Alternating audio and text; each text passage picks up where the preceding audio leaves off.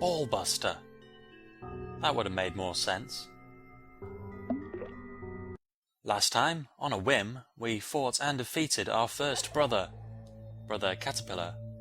Mainly because he was scoffing down our garden, which you can see is quite empty now. It's not even worth my while to visit it again. And from now on, I'll be streamlining these episodes quite a bit. As you can see, we got a little bit of silver, quite a considerable amount of crimson, things like that. And I know I want to feed up a sister at some point, but I'm not sure who. I'm gonna keep all of this gold just in case anyway.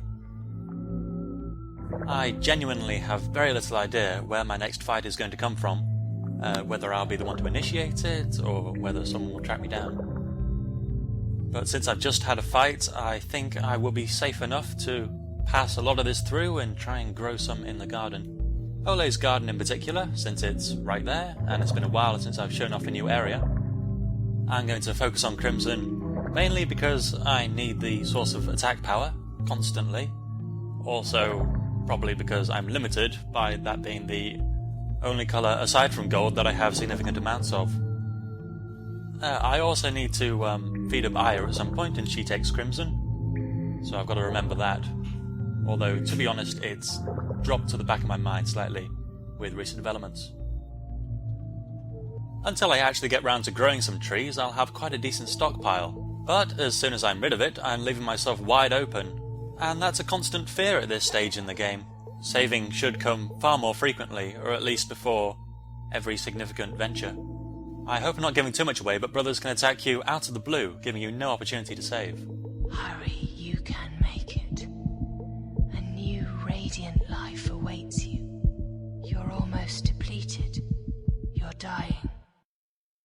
A radiant life awaits me. It sounds more tailored to what I'm going through at the moment, so maybe her spirit has survived in something other than recorded messages.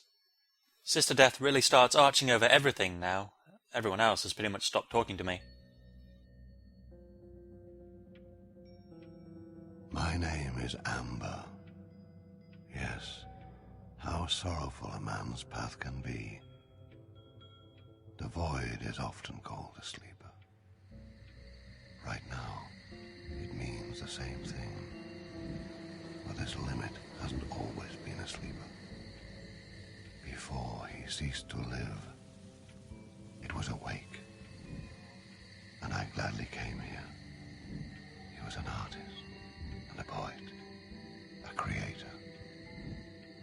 Back then, when the sleeper created dozens of sisters, I came here even more willingly. But now he has fallen into slumber, and worms are crawling around his chambers, and his soul is descending deeper, right into the nightmare. That's how souls are lost. People just fall asleep. Souls are heavy after all. To hold a living soul inside, you need to think and create sisters.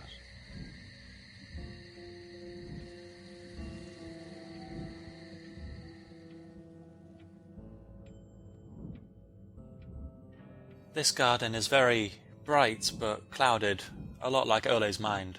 That comparison may sound like a stretch now, but later on I'll show you something that indicates that it was probably very intentional.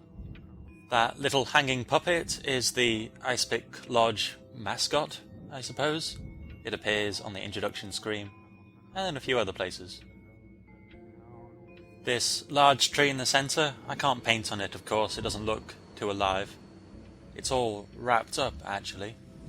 Chained down to these haphazard fences, possibly even the, not sure what they are, engraved tablets, kind of like tombstones.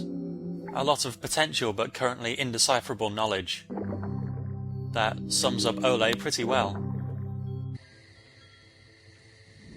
And now I'll start to grow the trees. This could take a while.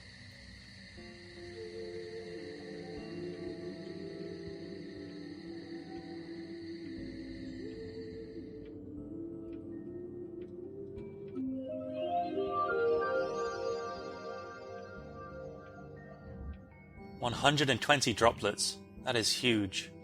The last two gardens have by far the largest number of trees and the most output, but look at them. Whereas in the middle tier chambers, the trees took on a life of their own with the colour added, creating huge wells in the branches. These ones are back to having colour clinging to the surface. Except now that we know just how powerful they are, it seems like it's got some inner strength. The strong, silent type so much boils beneath the unimposing surface.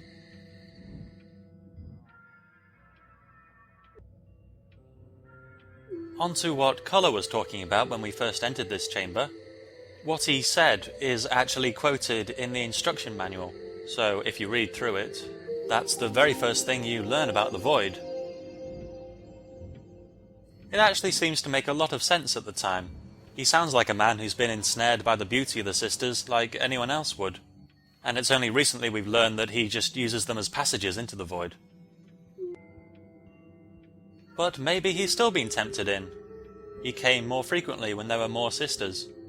Maybe not only because there were more ways for him to get in, but there was more incentive to. Everything felt more alive and rich. With all those sisters able to do what they pleased, maybe they had a proper community lifestyle. And with Colour being a sentient source of bountiful nourishment, he would have been quite highly favoured.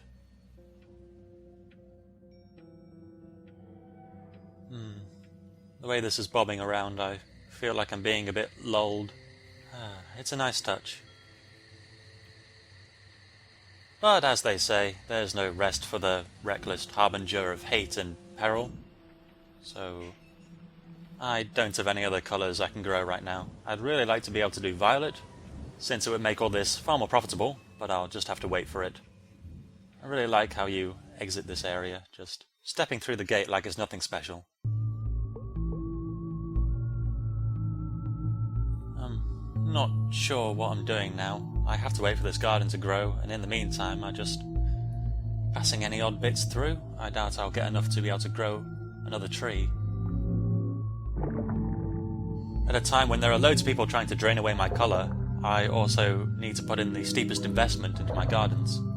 It's difficult, but it must be done. My stockpile is constantly undulating. The fact that I know my investments will pay off is some consolation, but the times when I'm waiting around are immensely harrowing.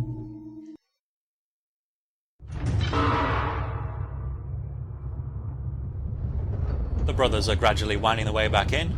I assume that after Sister Death died, they went away to contemplate what had happened and what they should do about it.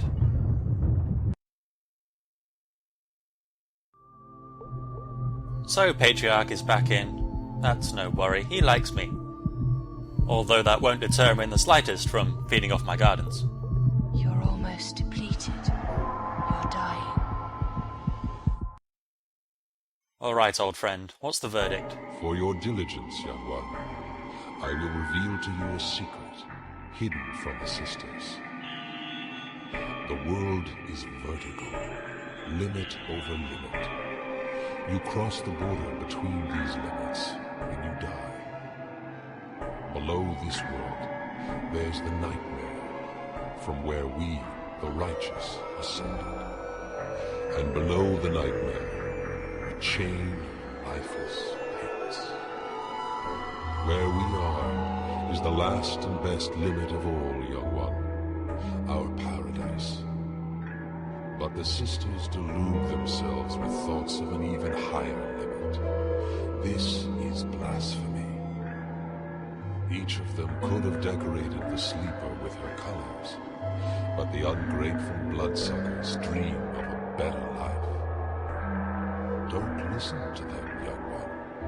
We are the keepers, and we alone carry the responsibility for this limit.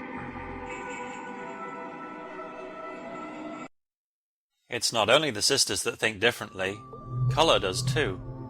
The brothers basically believe that we're on the top step, the absolute pinnacle of existence.